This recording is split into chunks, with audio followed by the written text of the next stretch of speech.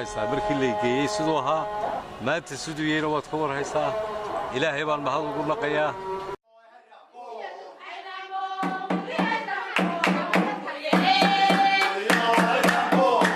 dhowr siyaasi oo had iyo jeer aalay siraado ku baayactaba iyagoo loola geliya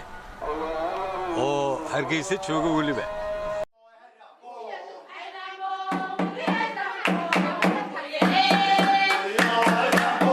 laakiin waxa weeyaan runtii waxaan kaga hadli doonaa hawlaha soo dhan maalinta xil wareejinta ka hadlo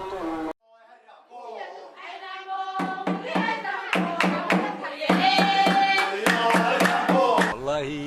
شعبك iyo waan suranahay horena daanu nin reer bariya baan ahay